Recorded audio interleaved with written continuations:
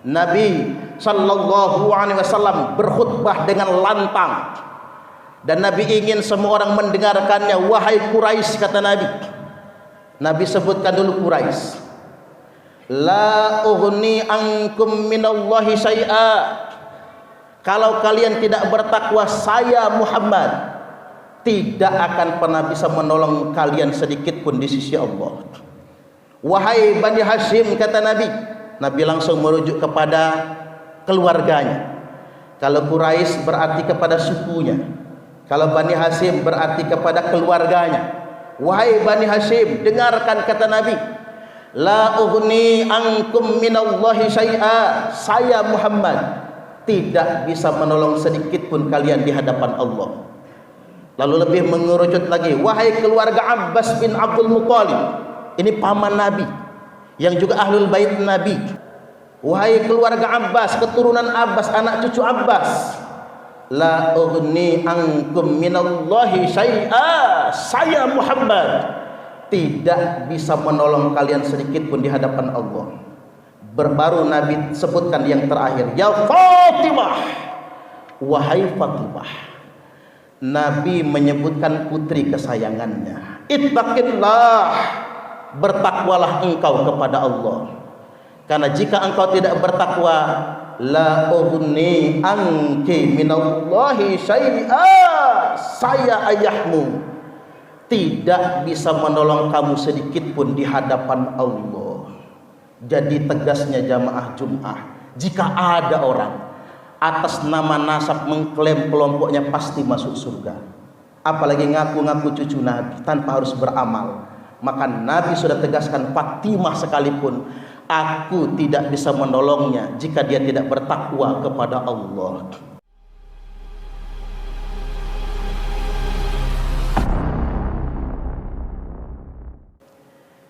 Jamaah salat Jum'ah kaum muslimin rahimakumullah, dalam peristiwa Futuh Mekah, Nabi datang bersama 10.000 pasukannya, berbaur dengan ribuan masyarakat Mekah lainnya yang telah menerima Islam. Maka belasan ribu, bahkan mungkin puluhan ribu umat manusia berkumpul di sekeliling Baitullah, sehingganya kendaraan Nabi tertahan saking padatnya umat manusia. Kendaraan beliau tertahan, tidak bisa masuk ke arena tawaf. Maka unta ditambatkan. Nabi kemudian berjalan kaki hingga mencapai titik Baitullah. Para sahabat kemudian merasa sungkan, merasa sangat tidak enak, dikarenakan seolah-olah kurang menghormati Rasulullah. Kendaraan beliau tidak bisa masuk, beliau terpaksa mesti jalan kaki, dan kesungkanan ini dialami oleh para sahabat Nabi, merasa kurang memuliakan beliau. Lantas kemudian suasana sungkan itu dijawab oleh Rasulullah sallallahu alaihi wasallam dengan sabdanya, innallaha qad adhaba ankum ubiyatal jahiliyah wa ta'adhumaha bi abaiha.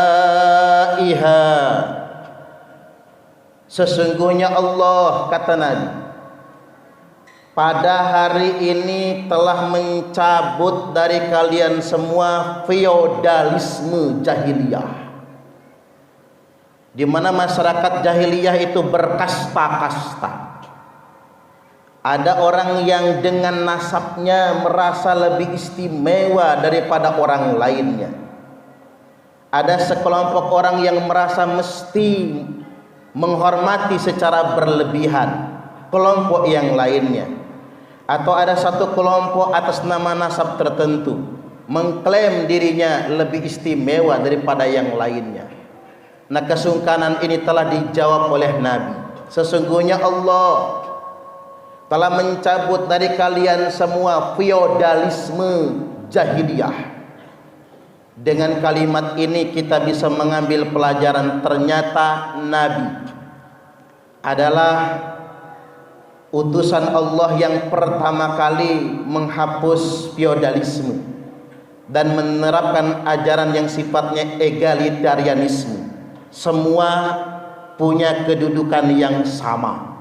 Tidak boleh ada yang mengklaim dirinya lebih istimewa daripada orang lain. Berdiri sama tinggi, duduk pun sama rendah. Wa ta'adhumaha bi abaiha, di mana kata Nabi bangsa-bangsa jahiliyah itu terbiasa membangga-banggakan leluhurnya, membangga-banggakan nasabnya, membangga-banggakan sukunya dan lain sebagainya. Lantas kemudian beliau closing dengan firman Allah Ta'ala, inna akramakum indallahi atqakum, sesungguhnya yang paling mulia dari kalian semua, yang paling mulia kedudukan kalian semua, indallah, di sisi Allah, atqakum, adalah orang yang paling bertakwa di antara kalian semua. Mulai hari ini kata beliau, tidak boleh ada orang yang mengklaim kemuliaan itu berdasarkan nasab keturunan. Mulai hari ini kemuliaan itu karena ketakwaan kepada Allah Subhanahu wa taala. Jadi jika di tahun 2024 yang sudah sangat modern ini ada yang membangun doktrin baru, seakan-akan di dalam Islam ini ada kelompok beragama yang lebih istimewa daripada muslim yang lainnya, berarti sebenarnya dia sudah mengembalikan Islam ini kepada ajaran jahiliyah. Kita semua diajarkan bahwasanya kemuliaan itu karena ketakwaan. Yang membedakan setiap manusia itu karena ketakwaannya. Ada beberapa pelajaran yang bisa kita ambil dari sabda Nabi. Beliau menegaskan, dan hadis ini tercantum dalam kitab Sahih Muslim, wa man batta'a bihi amaluhu lam yusri' bihi nasabuhu. Barang siapa yang lamban amalnya, maka nasabnya tidak akan pernah bisa mengejarnya. Khatib ulangi sekali lagi, barang siapa yang lamban amalnya, maka nasabnya tidak bisa mengejarnya. Jadi nasab sama sekali tidak bisa dijadikan sebagai alat arogansi, tidak bisa kemudian menjadi garansi yang menjadikan orang lebih istimewa daripada orang lainnya. Karena mengapa? Semua tergantung pada amalnya. Allah Subhanahu wa taala menegaskan, walikullin darajatum mimma amilu, setiap orang derajatnya tergantung pada amalnya. Setiap orang derajatnya tergantung pada perbuatannya.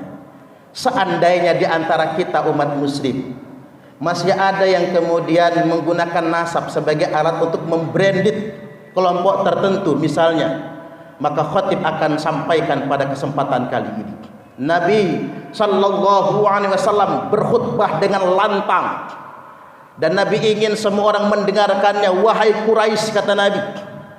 Nabi sebutkan dulu Quraisy, la ughni ankum minallahi syai'a, kalau kalian tidak bertakwa, saya Muhammad tidak akan pernah bisa menolong kalian sedikit pun di sisi Allah. Wahai Bani Hashim, kata Nabi. Nabi langsung merujuk kepada keluarganya. Kalau Quraisy berarti kepada sukunya, kalau Bani Hashim berarti kepada keluarganya. Wahai Bani Hashim, dengarkan kata Nabi, la ughni ankum minallahi syai'a, saya Muhammad tidak bisa menolong sedikit pun kalian di hadapan Allah. Lalu lebih mengerucut lagi, wahai keluarga Abbas bin Abdul Muthalib, ini paman Nabi yang juga ahlul bait Nabi, yang juga dijamin masuk surga. Wahai keluarga Abbas, keturunan Abbas, anak cucu Abbas, la ughni ankum minallahi syai'a. Saya Muhammad tidak bisa menolong kalian sedikit pun di hadapan Allah. Baru Nabi sebutkan yang terakhir, ya Fatimah, wahai Fatimah. Nabi menyebutkan putri kesayangannya, ittaqillah, bertakwalah engkau kepada Allah. Karena jika engkau tidak bertakwa, la ughni anki minallahi syai'a, saya ayahmu tidak bisa menolong kamu sedikit pun di hadapan Allah. Jadi tegasnya jamaah Jum'ah, jika ada orang atas nama nasab mengklaim kelompoknya pasti masuk surga, apalagi ngaku-ngaku cucu Nabi tanpa harus beramal, maka Nabi sudah tegaskan, Fatimah sekalipun aku tidak bisa menolongnya jika dia tidak bertakwa kepada Allah. Nabi kemudian bersabda, akmalul mu'minina imanan ahsanuhum khuluqa. Orang mukmin yang paling sempurna imannya adalah yang paling baik akhlaknya. Wa khiyarukum khiyarukum linisaihim khuluqa.